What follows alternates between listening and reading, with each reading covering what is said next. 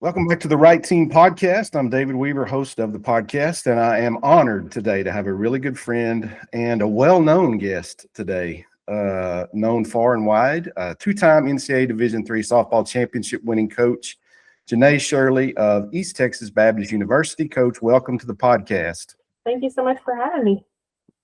Before we get into our conversation today about the upcoming 2026 season, which actually begins here in just a few days, it's kind of sneaking up on us here. Let me get to some of the key accomplishments of our guest today over the last 17 seasons, I think. Oh my God. You're going into season number 18, I know. This is 19, actually. Is it 19? Yeah. Okay, I was 1 year off. Man, it's going to take us a while to run through some of this, and I actually cut some stuff out. But two national championships those are won in 2010 and 2024. You have 4 NCAA World Series appearances, unless I missed that one. 15 appearances in the NCAA tournament out of 17 years or 18 years, right? Yeah. 8 ASC championships, 3 number 1 final national rankings, which I was thinking, how does that happen when you only have 2 banners hanging up? But of course, you guys are ranked number 1 and undefeated during the COVID season. That's a little bit of trivia. Your overall win-loss record in your time at ETBU as a head coach is 639 and 164. That is right at an 80% winning percentage. I hope I'm not putting much pressure here on you. The last couple of years, though, out there, folks, just listen to this. They went 43-5 last season. We're ranked number 1, really wire to wire until unfortunately got beat in the NCAA Super Regionals. And then you had a 48-3 season in 2024. That's when you won your last national championship. So combined, the Tigers over the last 2 seasons are 91-8. So with all of that said, welcome to 2026. We'll try to outdo all that. And hey, just full disclosure here, Coach Shirley and I have a long history to talk about. And look, I'm going to always pull rank on her because I was an employee at the university before she was. She was actually a student during my time there for half of it, actually. But we did get the exciting opportunity to work together for a few years. And we're going to talk about some of those memories as well as part of the podcast here today, with maybe a little controversy mixed in. I don't know. We may or may not get to that. But now let's talk about all that's good. And there's a bunch of it in regards to ETBU softball as we get ready for this season number 19. So, Coach, let's talk first about coming up this season. Of course, that season, again, begins this Saturday at home against Austin College. I can't really go into this without talking much about the weather we've had here and how that's affected your preparation. How is that about trying to get a team ready to play and you're navigating ice and snow and kind of getting a little bit of a touch of what those teams up north feel? How has that been trying to get ready for this year? Yeah, I mean, it's definitely hard to complain about it when a majority of the teams in Division III, are dealing with working out indoors for a majority of at least February, they all go down to Florida, which we're going to experience this year. And prior to that, typically a lot of them have not been outside yet. So, I think we're getting a feel for what they deal with. I was just jumped off of a conference call with a bunch of Division III coaches that I'm on and was talking about us playing this weekend. And to them, that's just so bizarre, because they have so much time prior to kicking it off. But it's been a little bit challenging for us. Obviously, having the turf, we're still able to do a lot of things that we need to do. And we started fairly early. We didn't utilize all of our days in the fall. And so we started a little bit earlier. So once I came back from school, we kicked things off. We did have a couple of days of pretty good weather prior to that. But I don't think you can ever be truly ready for that first game. It doesn't matter how much preparation goes into, those first couple of weeks. You're never truly prepared.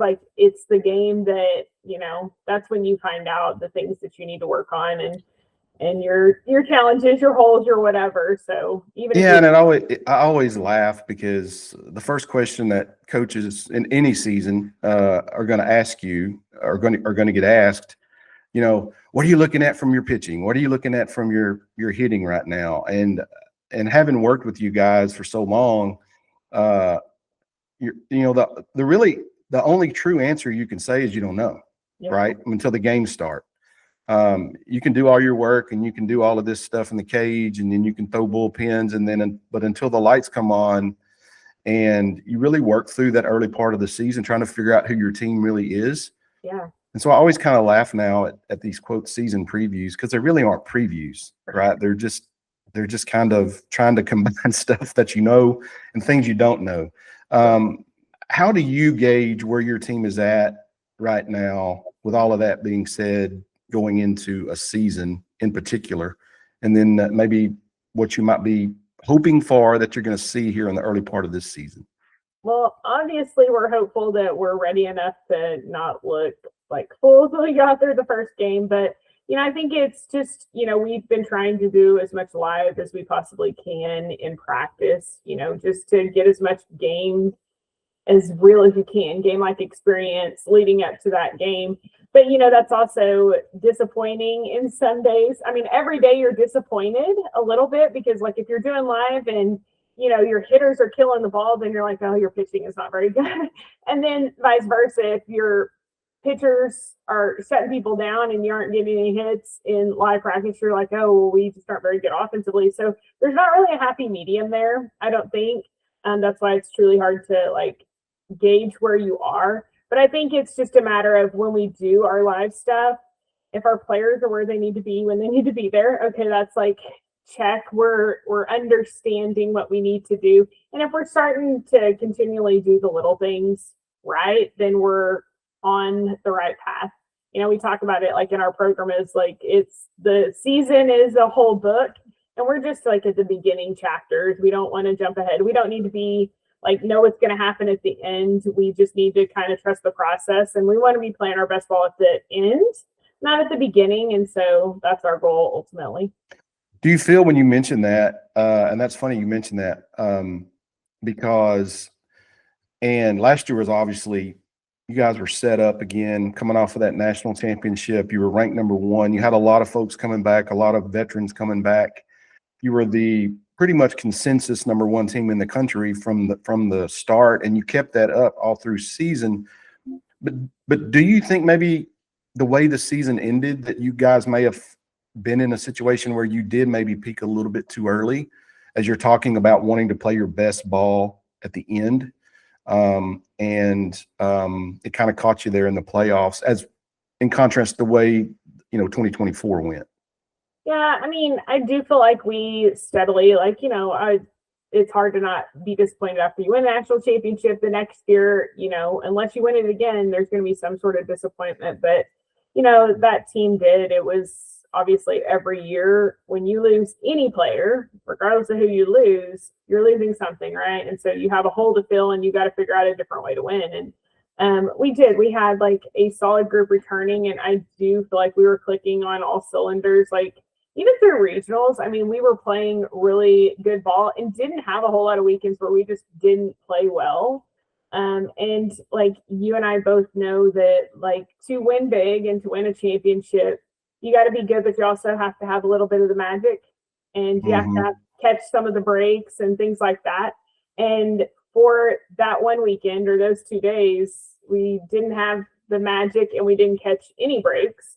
And unfortunately, it ended our season. And, sometimes that happens, and it is what it is. And that's all you can really do with that. And the thing with a program of the stature of ETBU now, I mean, it is Super Regionals is a great season for most people, but you guys feel like there's always more left on the bone kind of thing, right? And you're probably way more disappointed than you should be when you get beat in the Super Regionals. Yeah. I mean, that's a good thing. That's a good thing. For sure. And part of the challenge, I think, and going back and looking, and look, I've said this about some of the other, it's different now from 2012 when I left after 12 years out there. As far as scheduling goes, you used to count on, half of your season being played within conference, right? And every year for the last few years, you keep losing conference opponents. You keep losing, a couple here, one or more there. And now you're down to just 4 teams total, counting you guys in your conference. And people say, well, what's the big deal about that? Well, I mean, you play 4 games against everybody, which, do the math again, that's 12 conference games out of 40 that you get. Yeah. And the problem with that is now Coach Shirley, instead of having those set games on your schedule, you have to go schedule other opponents. How big of a challenge is that? Again, trying to keep your team sharp and play these games and finding a schedule to play to do that. Well, obviously in the past, we have not really had an issue with getting scheduling, just how the, postseason ranking and all that stuff works, the committee, like how it was organized and how they valued strength of schedule. We always had people like willing and wanting to play us. And so we didn't necessarily, obviously we didn't have as many games to schedule, but we had people who wanted to schedule us because, like, when you play top teams, like, you get benefit whether you like win or lose against them through strength of schedule. Well, last season was our first season through the new ranking system of NPI, which has really, in essence, it's hurt the top teams in playing because there's not a benefit to playing the good teams like there was in the past. And so it was very, very challenging for us to fill our schedule. And, if you look at our schedule, you can see that pretty quickly when we go to Georgia and play 6 games, and we go to Florida and pick up more games. So for this year are kind of in the model of everybody else in Division III, where we're getting a lot of our non-conference over spring break within a week. Well, for us, like 14 days. And that's hard. It's different. It's something our kids aren't used to. And so we're just going to have to navigate that the best we possibly can. Have you ever thought about hosting your own tournament? Obviously, and again, if you've never seen Tiger softball facility there at ETBU, I'm just going on record to say it's the best in the country. For sure in D3, maybe, one of the top ones across the board, to be honest. And you have that great facility. People obviously would love to play in places like that. Have you ever thought about that? Yeah, so we did in 2023 when we were hosting the first national championship. That season, we had 3 weeks worth of basically 3-week tournament. We took basically a majority of the people spring breaks, and we had like kind of rotating schedule of teams coming in and playing some of the Texas teams and kind of collaborative effort. So we have done that in the past. Again, this year, it was very challenging to get people to want to come in and even play in a tournament when, like, you're the main feature. We're going to attempt to do it next year if we can get, enough teams down and enough schools willing to join in and play. But obviously, like, unless there's an adjustment to the NPI or something changes, right, it's going to be challenging. But obviously next year we're adding 2 more teams. So that's 8 more games that we don't have to worry about. Yeah.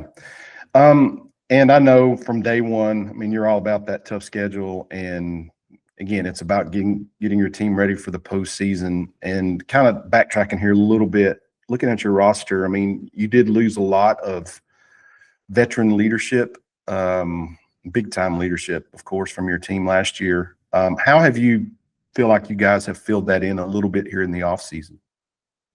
I will say, in 2024, our freshman class that year was just, phenomenal and incredibly solid. We had, quite a few kids that came in that year and made huge impacts and were a big part of it. So, with returning some of those players, they'll be juniors this year.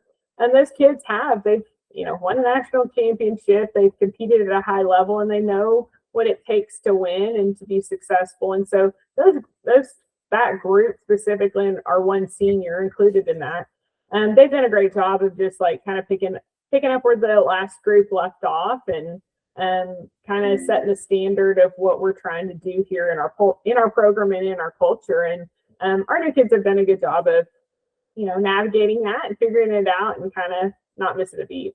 Right.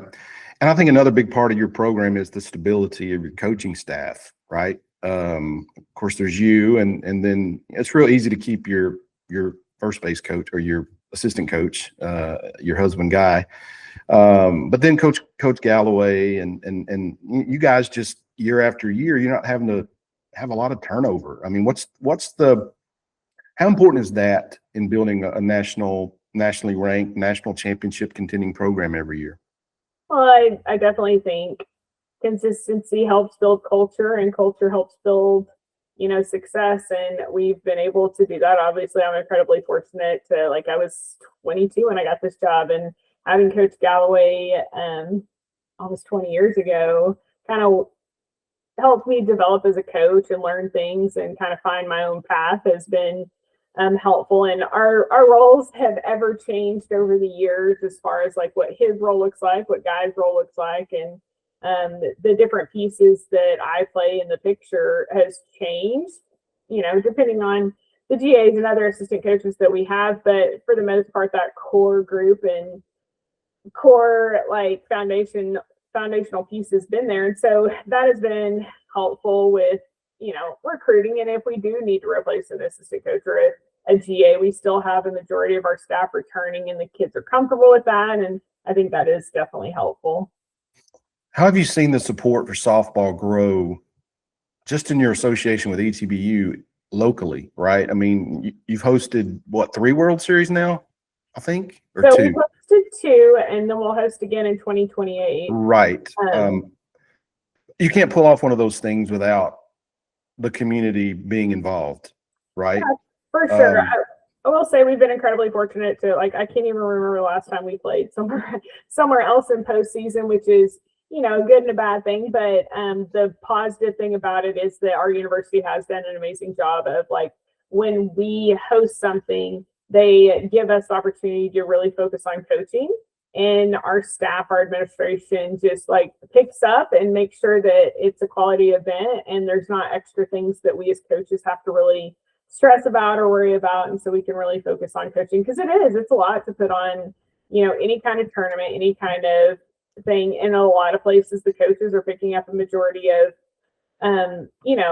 the slack and making that happen. And for us to not have to do that is huge. But, specifically the community rallying around us, behind us in 2023 to get the opportunity to host a national championship, and the excitement that brought, the families that chipped in to kind of be host families and be a part of it. It really created a unique and fun experience. And it also did something, I guess, for our program, because a lot of our players ended up working at specifically the local players. And, for them to sit there and watch teams win a championship on their field, I think that was definitely a motivating factor for that next season to come back and want to experience it at home. And, that was probably one of the coolest experiences that I've been a part of. The community really rallied through that week of us winning that championship. And it was a neat atmosphere, not just for our players in our town and our community,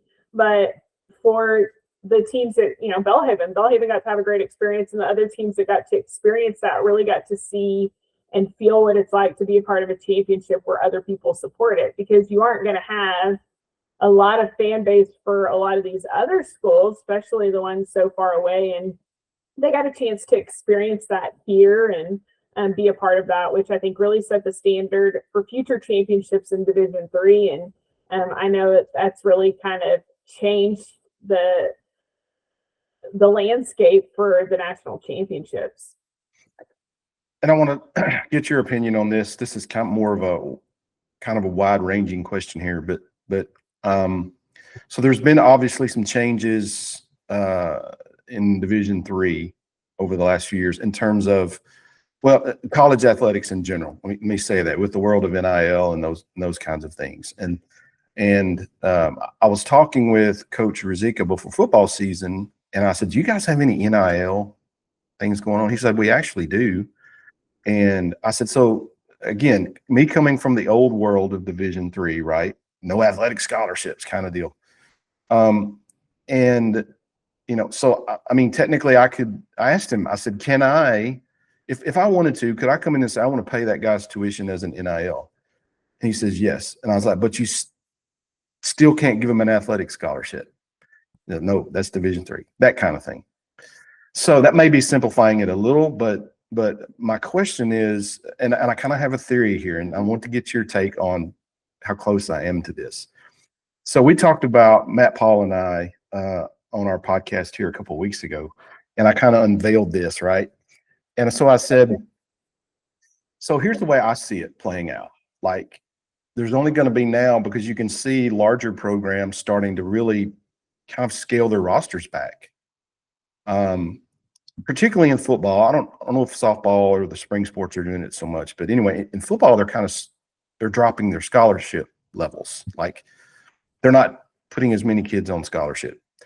And so, of course, there's going to be some really good players that trickle down from that into the lower levels. And my theory is that D3 is going to kind of maybe be a beneficiary of that, because there's going to be some players out there that, 10, 15 years ago, maybe not have been available. Almost like a minor league setup, if you will, kind of thing. Right. And then, I mean, am I too far off base on that? I mean, as far as what you're seeing, the quality of player that's available. Now I know you guys have got some built-in advantages with your facility and the way you guys recruit anyway. What do you think about that? Well, there have been a couple of things that have happened over the past couple of years that have adjusted and changed things, and it looks different in every sport. Like for football specifically, one of the big changes they got is, I do believe they got an increase in scholarship numbers at the Division I level. Did, yes. But they also got a roster limit. Right. So for them at that level, I think there is no opportunity to take a chance on kids. Like, if you're going to spend money on a kid, you have to make sure, you're right, it's a kid that it's a good investment, right? It's a good investment. It's eliminated the walk-on opportunities across the board, which I think you see a lot of these mid-major type kids that are going to take a chance and try to walk on, at a power or school or whatever. They're going to try to walk on to some of these programs, and those opportunities are now gone, right? Mm-hmm.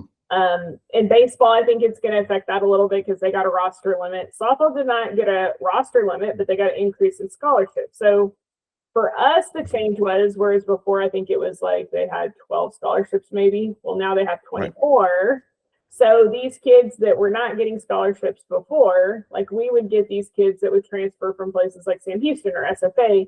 They weren't on scholarship, so they can come here, and instead of being a bench player, not on scholarship, right, at a big school, they can come contribute, and they're still it's the same thing basically, right? Mm-hmm. Well, now they're getting scholarships at these places, so it's a matter of whether those kids are willing to give those up. A lot of those kids are going to go in the portal, and they're going to try to change that up. So I think in every sport, it's going to look a little different.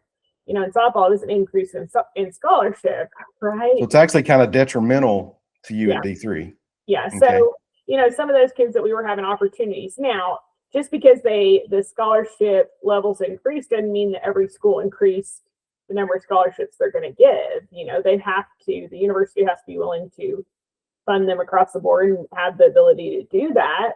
And so, at these smaller Division I schools, they may have 24 scholarships, but are only allotting them 20, right? Right.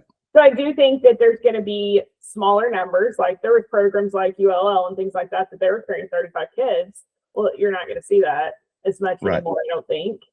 And I think, revenue sharing plays a piece in that. So there's so many factors that go into it that it's going to change the landscape. And, for us, the biggest thing that we've seen is the opportunities for high school seniors and kids coming in to be freshmen.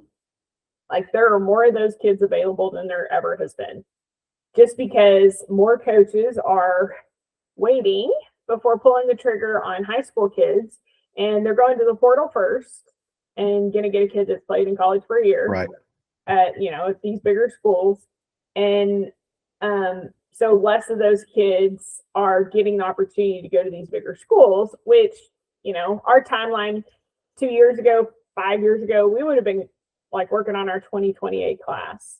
Well, now it's we're just wrapping up our 26 class, mm-hmm. and our 27 class, we're starting to finish out our commitments for that one. So the time frame has changed a little bit. We've seen the effects of that, but we've really tried to stay true to who we are in our program and for the most part, only go to the portal for like immediate specific needs. So like this year we brought in two transfer kids that were catchers because that was our immediate need. And that's really all we've done. Whereas our baseball program, they've really, I mean, they're living on, I think they have 23, 24, they have a large number of transfers. I think every program is just a little different, and you have to navigate like what works for you in your program and your coaching style and what your needs are. And, you know, I think it's going to be a little different in every sport. It is very interesting in everything now, the way it is, because people don't think about the kind of the trickle down effects. You know, we only hear about the big schools and how it affects them, and you know, but it does affect you guys, as it always has. Whenever they make changes, you know, up in those upper levels, it always trickles down, and sometimes it's positive and sometimes it's not. I just, you know, I personally, again, I'm very biased. I'm like, if you guys want X amount of scholarships, you should be able to give it to your kids. Somehow, right? Because there's some really good players at Division III that should be getting that kind of recognition and help. But again, I'm pretty biased about that. Yeah, it's, you know, I watched an interview with Mark Cuban, and they're kind of talking about Indiana football and things like that. And there's positives and negatives to all the changes that's happened. Like a lot of these kids with NIL, you know, in order to get these players who have not done anything for that specific program, they're dropping millions of dollars on something that is like a gamble. You know, there's a lot more gambling basic going on than kind of rewarding kids that are within your program and stuff like that. And that was one of the things that, you know, they talked about. They were very strategic about, you know, not spending a lot of money on kids that were coming into their program necessarily, because you bring in a kid that's going to end up being behind a kid that's not making the money, like what that looks like as far as team culture wise and things like that. I mean, that's a whole nother dynamic that you have to navigate. And I will say that for the most part, that's not anything that we have to deal with. Every kid on the team is getting the same opportunities. Now, we do have some kids that have NILs and things like that, but none of that's to the point to where it's like, well, she's getting this much money, I'm going somewhere else or whatever. So we don't. Yeah, there's some drawbacks to it too. Yeah, there's a lot of stuff.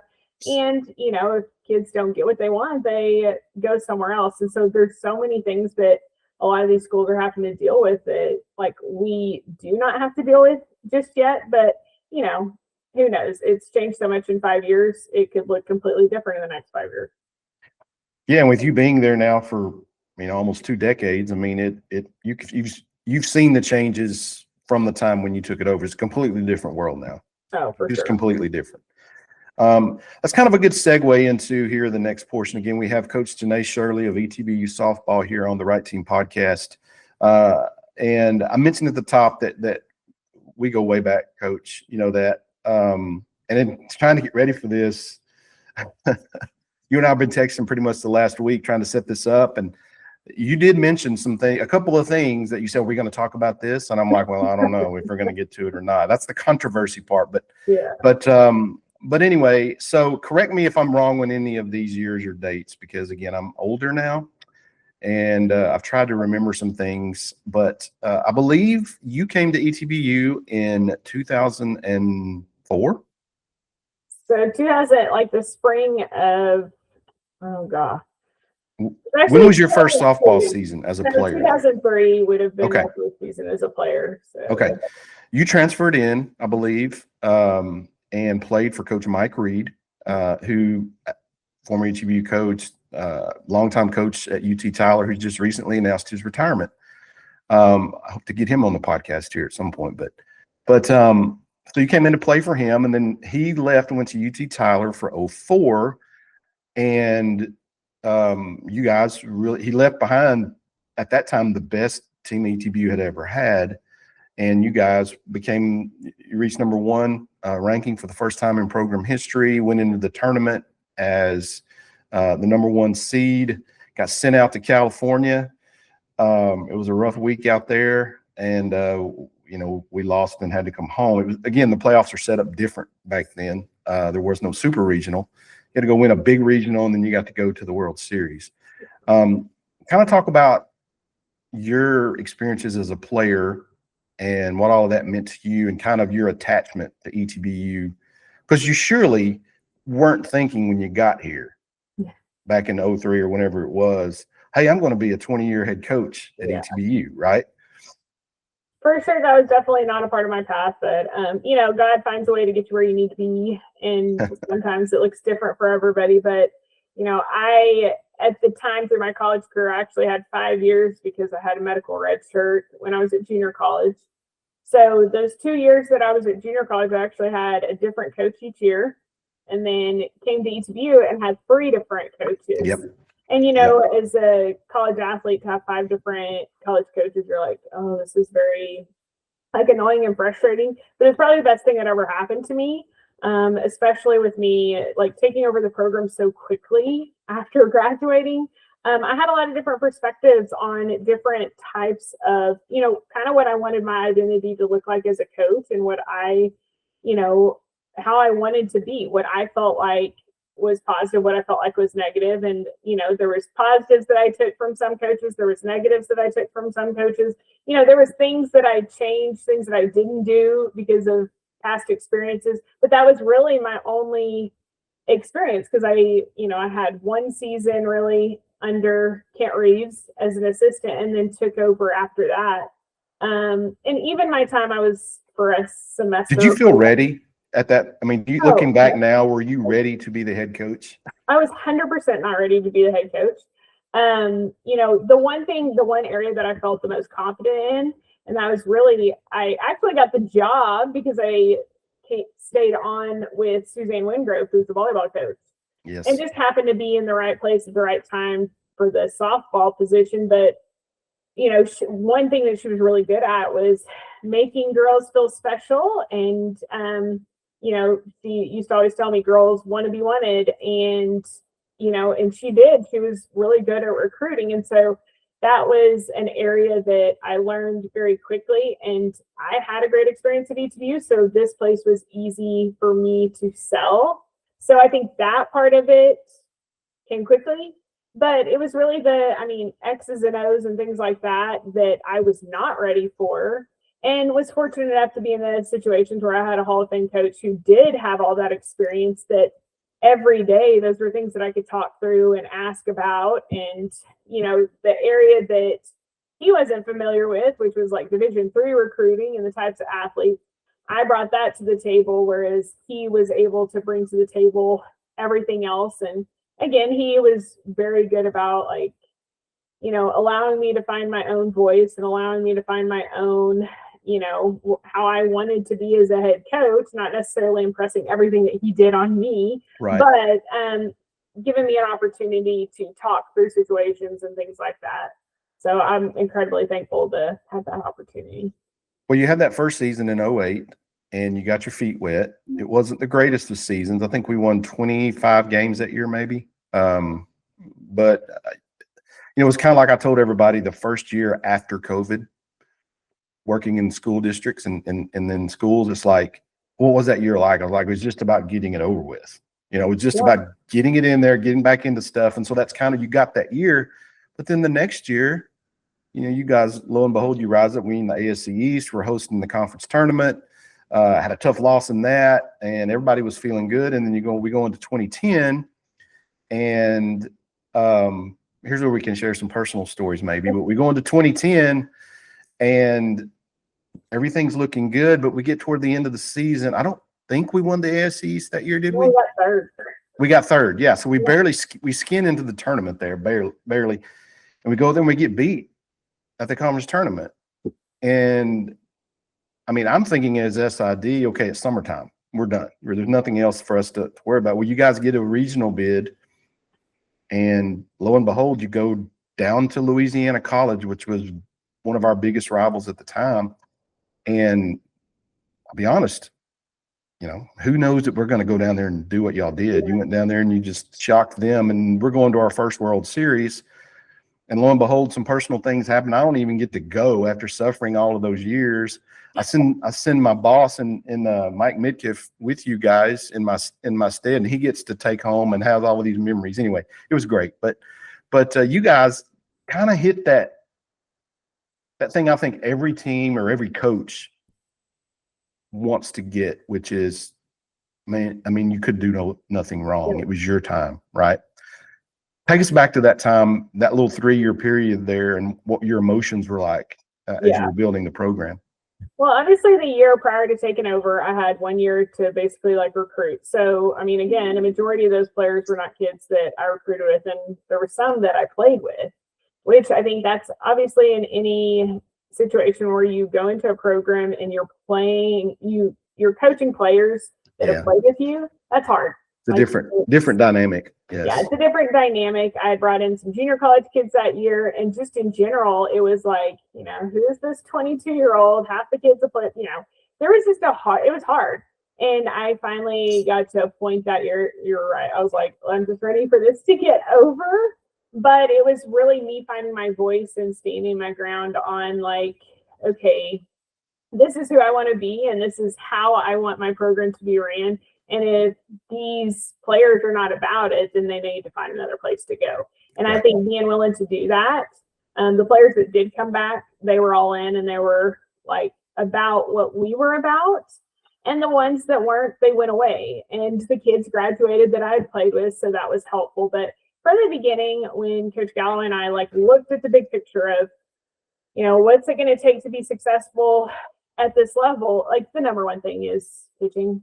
Sure. I mean, we knew that we had to get quality pitchers, and so we kind of evaluated and pinpointed like 3 players that we felt like, man, if we got one of these kids, one of these 3 pitchers, this could change our program. And we ended up landing all 3 of them. And, you know, that changes your program. So you go from a year that like, man, we looked average, below average in my mind, to, man, we're competing for a regional now. And, you know, one game really away, I think we lost to Linfield 1-0 in extra innings that next year. So, okay, we saw an instant shift, but we didn't score many runs. So it was just adding some pieces to that puzzle that looked okay. So going into the 2010 season, returning that pitching staff and that kind of core group, we really had at that point, every kid in the program was somebody that was like recruited by us, you know. And so having your team there and kind of having this vision, they bought into it. And you're right, like it was a struggle at the beginning, but I think this is where like learning as a coach comes in. There was a point we made it to regionals, and Louisiana College was number 1 at the time. So they were convinced they were going. They had hotel rooms. They were really, really good. And at that point, I can remember early that year we played in the top 25 tournament and played Louisiana College. We made it to the championship game in this leadoff classic thing and made it to the championship game. And I didn't throw my, like, you know, number 1 or 2 pitcher because it was Louisiana College. They were in our conference, and we knew we were going to face them 8, 9, possibly 10 more times that year. And my girls were so mad at me. And I just kept telling them at that point that it wasn't about winning the battle, it was about winning the war. Like, this was not the game that was important to us. And I was very disappointed with how my team handled it. They really, like, the pitcher that we ended up throwing at that point, she was a kid that just came in for a couple of innings every once in a while. And they just did not play well behind her. They, like, you know, they disappointed me in general because they were mad and all this stuff. And so that was like a learning thing for all of us. And we go in, we play a team. I think 9 and 10 were at regionals when we played. We played in the conference tournament. We played in regular season. So we circle back we get to regionals, and we actually lost that first game. I don't know if you remember that. We lose our first game, and our 2 pitchers, our best pitcher was actually hurt at the time, but our 2 other pitchers came up and were like, Coach, like, we got something we got to throw out at you. Like, we trust each other, and if we get to a point in the game where we feel like the other person needs to come in, will you trust us enough to, like, listen to us? And, you know, as a coach, you're like, me and Coach Galloway together are like, they're asking us if they can basically pull themselves from the game. You know, and I had to take a step back and be like, you know, they are setting aside wanting the glory to want to win. Because I know they could feel it before we could feel it, or before we could see it. And so at that point, we just kind of trusted in them that they were mature enough and wanted to win enough to be able to do that. And from that point forward, that's exactly what we did. Yeah. We would communicate with them, and they just like basically shared the games. Like somebody would start it, we would put whoever we felt like needed to go in at that point to start the game, and then the other kid would be on relief, and they would come over and be like, okay, I'm not able to have the success. My pitches aren't going. Like, we need to make a change. And like from there on out, you know, that made your job easier, didn't it? Yeah, it did make it easier. But it also was one of those things that we had a very small team. We had like 14 kids, I think. There wasn't a lot of like changes that had, I mean, very minimal changes that needed to be made. And just those girls got along, and they trusted each other, and they genuinely found like, you know, joy in other people's on the team's success. And so that made it easy to go into it. And that's when like the magic started to happen. It's like they gave us a chance to win every game, and nobody expected us to be there. And so they just kept rolling. And I truly, to this day, like we got to the national championship after upsetting them back, you know, we beat them 2 games and then go to the national championship. And I can remember Mike asking me on the Monday at the banquet, he was like, you want to take a picture with the trophy? And I said, nope, I'm going to take it on Monday. And he was like, dang it. And there was just like this feeling of peace when we got there. Like I'd been nervous for every single game in my coaching career up until that point. And those are the 4 games that like I knew from the beginning that we were going to win. And it was just weird. It was this sense of peace. And I think really and truly our girls, before they had even a chance to realize what they had done, they'd already won a national championship. Yeah. Cool. It happened fast. Yeah. It was, that's the thing I remember. We go from, like I said, I'm already technically in my summer mindset, you know, and getting ready for fall sports, because I mean, I had no idea that we would, number one, that we would be considered for a regional based on the way we, you know, flamed out at the conference tournament. But then, oh, we're going down to LC, and they kind of own us right now. And, you know, it's just a matter of time. And then, you know, you guys do what you do down there. And, you know, and that's the thing that sometimes from the outside looking in, and, you know, that the regular fan doesn't see, is that you guys are growing as a team kind of behind closed doors. And it goes back to what we talked about at the very beginning, when you talk about the goal is to have your team playing the best that they can possibly play at the end of the season. Yeah. And something clicked with that bunch, you know, whether it was your players deciding, hey, we're not going to be selfish, we're going to all work together on this for a common cause. And it worked, it clicked. And I don't know that I've ever seen, well, I guess I could probably, if I thought about it, I could probably come up with, but you guys got on that kind of a roll where opportunity met fortune. Yeah. Does that make sense? It's like you talk about not getting breaks. Every single break you guys got that year. And I remember, again, bringing up some controversy here. We'll go ahead and talk about it. You and I have had this eternal argument about, you know, me coming from a baseball mindset of the bunt, right? And I don't remember the exact situation because it's, you know, like I said, I've gotten older, and so my memory's not. So you can fill in the gaps if you remember here. But it came down, I think you had your cleanup hitter was Beck Young. Yeah. And I believe you had her bunt in a key situation in a ball game, or square to bunt. And I'm sitting at home watching it on the video. I'm like, what are we doing? What are we doing, coach? What are we doing? You know, I think the previous at bat, she'd hit one off the top of the wall or something. Yeah. And you played softball as a coach. And again, me not truly understanding or appreciating the zone that you felt and, you know, your team was in, you were kind of in line with that. And so you knew how to push the right buttons at the right time.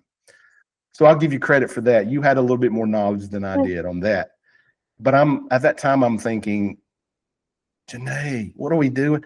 And of course, the move worked perfectly. I can't remember. I think it was that the time when Laura McCurry then hit the grand slam later in the inning? Or championship game. It was the last inning, and yes, the kid ahead of her got on, and it was really to like move that runner to second base. And, yes, we ended up bunting her. And then yes. I think it was a tie ball game at that point, maybe. Anyway. Well, you bunted to get the winning run in position, Yeah. the championship run. And then the next play was, or right after that was when Stacy Havner hit the ground ball that again took that hop that we needed it to take. And anyway, the rest is history. But I'll give credit to Janae. She's a bulldog. She never has ever let me forget that doubting of that moment, right? And you probably never will, because whenever there's a bunt laid down in a key situation and I'm there, you're always going to say something about it. Yeah. And so I've learned to just trust when Coach Shirley says lay the bunt down, we lay the bunt down. It's been like an ever-changing thing for me too. Early in my career, that's like we had to produce a lot of the runs, not necessarily clear our bats. We had to make stuff happen. So we did. We played a lot of like, for what you would call it, was like a lot of softball. We didn't hit a lot of home runs. And in that matchup, we played Linfield, and I think they had 3 or 4 kids on their team that had more home runs than our entire team did. Oh, and yeah. Yeah. And I mean, just saying this here, again, from a pure talent standpoint, Linfield was way more talented than we were. For sure. But again, you guys made up for that with just, the inevitability of the 2010 Tigers, right? I mean, that was your year. Yep, you gotta have the breaks and you gotta have the magic, and that team definitely did. And it was a cool experience, and it's cool to be, that we were the underdog going in, and so it's kind of a fun little thing. Nobody expected us to do anything, and nobody expected us to win or match up against anybody. And I think a lot of people took those girls for granted, and they just kind of flew under the radar and snuck in. And and I actually was at a dinner the other night where Beck was there, and I can't ever see Beck without thinking of that moment. And me thinking we've just given away the national championship by bunting our cleanup hitter. But hey, again, Coach Shirley knew more than I did.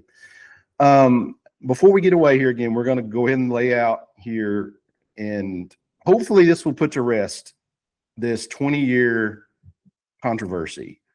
Oh my goodness. Back in 20, you mentioned, leaning on home runs, and that's great. Well, 2004 was one of those seasons where we had a team of mashers that could, that's kind of where we were. Matter of fact, we were chasing at the time, the D3 national record for home runs.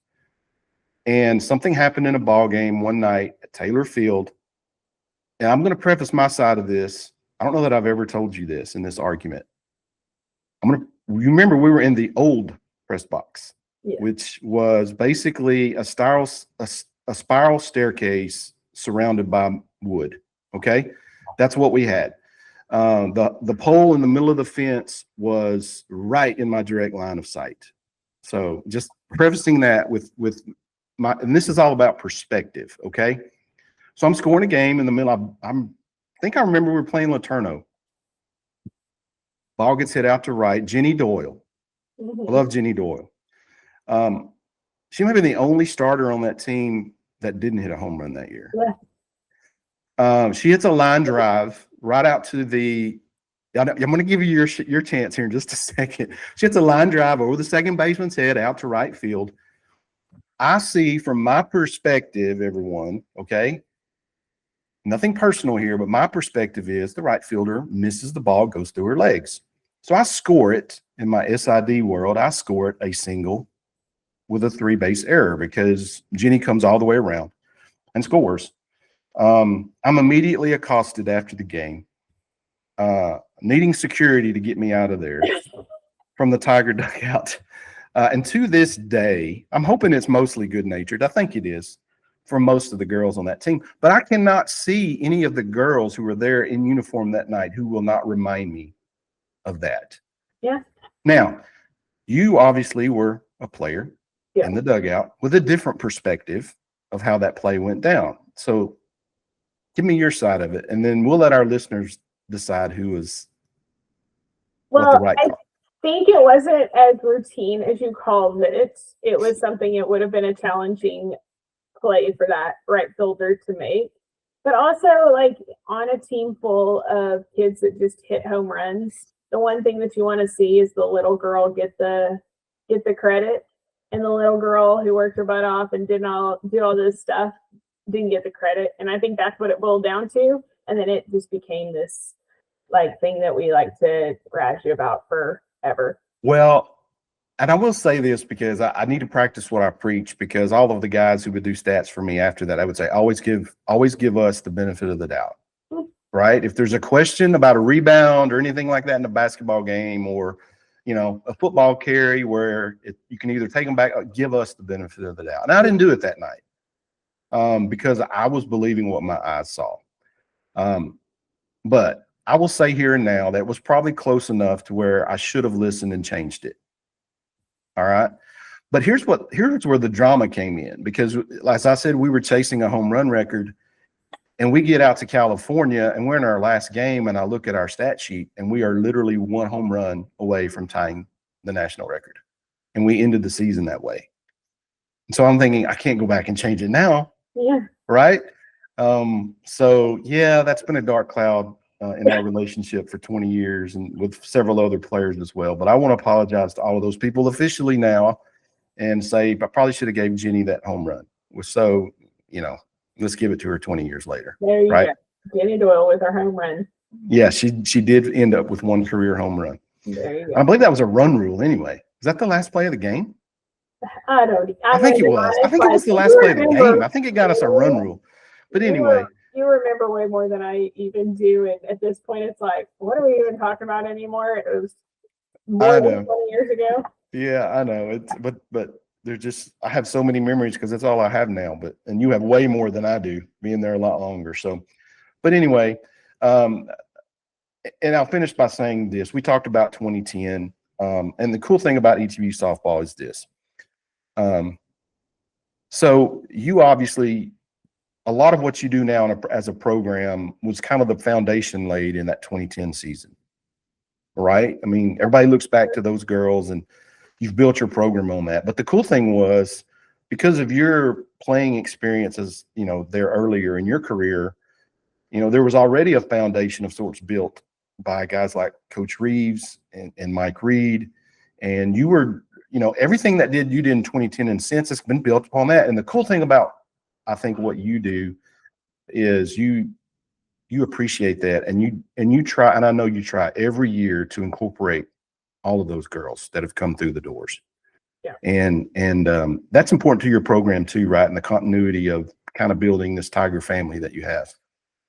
Yeah, I mean, as we roll up on next year, will be 30 years of the softball program, which is crazy to think, and even crazier to think that I played with all but 3 years or however many years worth of those players. There's very few that I don't actually know. It's been neat to see, so many just amazing women come through this program and make impacts, not just here during their time here, but once they've left here. And for us, that's been kind of the standard is yes, it's about winning championships and stuff like that, but that's not the ultimate goal. The ultimate goal is to create what now is referred to as Valor Gals that are going to go out and impact a community or a family or, a job or a business or whatever. That's the whole goal of our program. And it's really something that ETBU has allowed us the opportunity to create here and fostered that. And it's been really neat.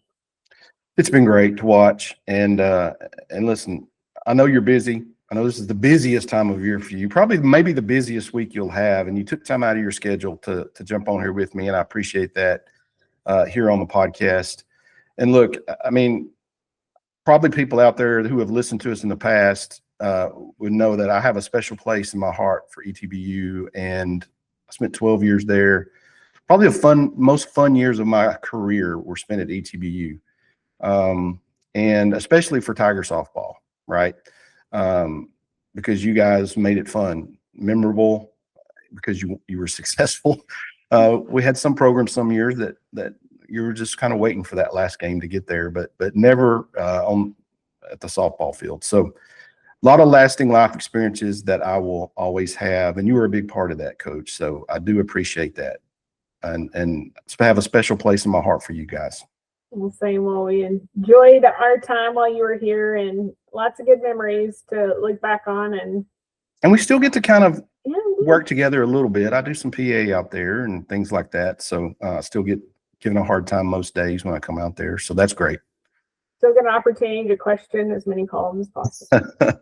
Yeah, I don't do that anymore. I get asked, what do you think? I'm like, I'm out of that business. I don't do that anymore.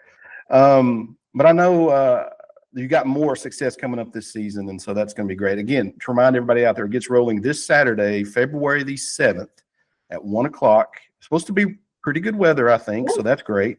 Out there at Taylor Field at Jason Bell Park at ETBU, you'll be hosting Austin College in a non-conference doubleheader out there. So about to get this thing rolling again. Thanks again to Coach Janae Shirley for being with us here today on the Right Team podcast. Thanks, Coach. Thanks for having me. I also want to thank our great sponsors of the show, Styles Electric, Right Team Services, and of course, East Texas Baptist University for all of their support of our podcast. If you enjoyed the show, do us a favor and subscribe on YouTube or wherever you download your favorite podcast. Help us grow the show here on the Right Team podcast. Once again, for my guest today, Coach Janae Shirley of ETBU, this is David Weaver, host of the Right Team podcast. Thanks for listening today, and until next time, as always, keep writing your story.